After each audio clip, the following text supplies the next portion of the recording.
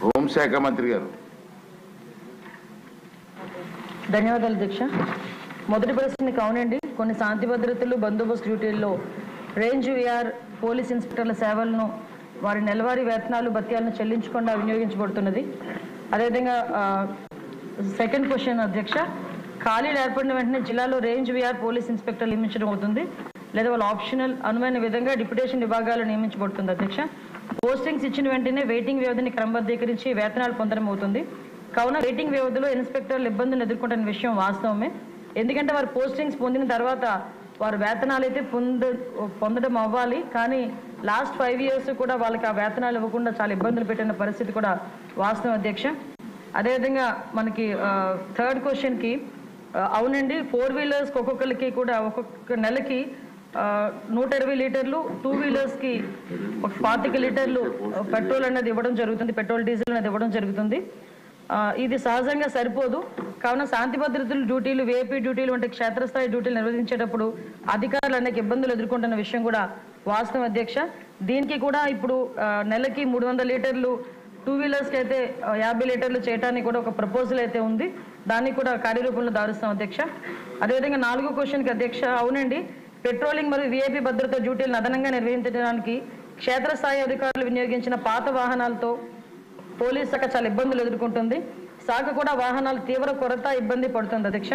ఎందుకంటే దీనికి 2014లోనే 2018లోని TDP government అధికారులు ఉన్నప్పుడు మాత్రమే సుమారుగా 150 కోట్లు, 2014లో 100 కోట్లు, 2018లో 50 కోట్ల రూపాయలు వెహికల్స్కి శాంక్షన్ చేయడం జరిగింది, వెహికల్స్ కొనడం జరిగింది.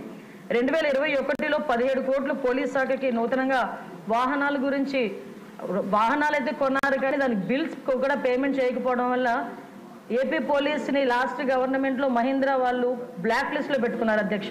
అది చాలా సిగ్గుచేటు అన్నమాట. అది బ్లాక్ లిస్ట్లో పోలీస్ డిపార్ట్మెంట్ పెట్టుకొని ఈ రోజుకి కూడా కోర్టులో వాళ్ళు వేసుకుంటే, మొన్న ఈ గవర్నమెంట్ వచ్చిన తర్వాత 13 కోట్ల రూపాయలు దానికి వెహికల్స్ కూడా చెల్లించడం జరిగింది అధ్యక్ష. ఇప్పుడైతే సుమారుగా దగ్గర మనకున్న వెహికల్స్ 8,000 వెహికల్స్లో దగ్గర 50% వరకు కూడా అవన్నీ కూడా స్క్రాప్కి ఇవ్వాల్సిన పరిస్థితి ఉంది అధ్యక్ష. వాహనాలు అయితే ఉన్నాయి అధ్యక్ష, కొరత ఉంది అధ్యక్ష. 2023-24లో 1,567 వాహనాలను ఇదివరకే స్క్రాప్ చేయడం జరిగింది అధ్యక్ష. ఇప్పుడు 2,605 వాహనాలు స్క్రాపింగ్ సిద్ధంగా ఉన్నాయి అధ్యక్ష. నూతన వాహనాలు కొనుగోలు, ప్రస్తుత వాహనాల మరమ్మతుల కోసం బడ్జెట్ కేటాయింపు నిమిత్తం అభ్యర్థనతో సమస్యలను ప్రభుత్వ దృష్టికి తేవడం అయింది అధ్యక్ష. అదేవిధంగా నెక్స్ట్ క్వశ్చన్ అధ్యక్ష, అవునండి, పోలీస్ సిబ్బంది కొరత అయితే ఉంది అధ్యక్ష.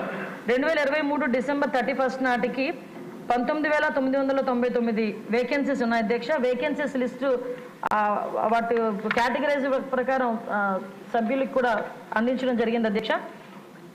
తర్వాత మనకి 17/9/2002 తేదీ గల హోమ్ సర్వీసెస్ శాఖ నుంచి కొంతమందిని, అంటే తర్వాత క్వశ్చన్ అధ్యక్ష, ఈ ప్రమోషన్స్ గురించి అడిగారు అధ్యక్ష.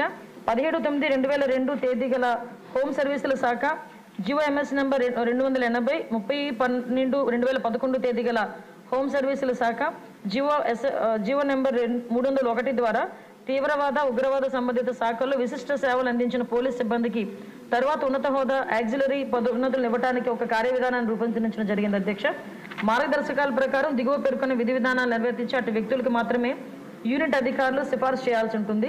అభ్యర్థి ఆమోదిత ప్రొవిషనరీ అయి ఉండాలి. తీవ్రవాద వ్యతిరేక, ఉగ్రవాద వ్యతిరేక కార్యకలాపాలు విశిష్ట సేవలు అందించి ఉండాలి. సంతృప్తికర రికార్డు ఉన్న వాళ్ళు, అదేవిధంగా సర్వీస్ అంతటా ఏదైనా ప్రధాన శిక్షలు లేకుండా గత 6 సంవత్సరాలకు క్లీన్ డిఫాల్ట్ షీట్ కలిగి ఉండాలి అధ్యక్ష. అదేవిధంగా డిఎస్సి సివిల్ డిఎస్గా పదోన్నతి పొందేందుకు సర్వీస్ నియమాల అర్హత విధానాన్ని నెరవేర్చిన అతను లేక ఆమె ఉంటే తప్ప శాఖలో 30 సంవత్సరాల సర్వీస్ పూర్తి చేసుకున్న సబ్ ఇన్స్పెక్టర్, సర్కిల్ ఇన్స్పెక్టర్, డిఎస్పీగా పదోన్నతి పొందరు అధ్యక్ష. కృష్ణకుమార్ రాజు గారు.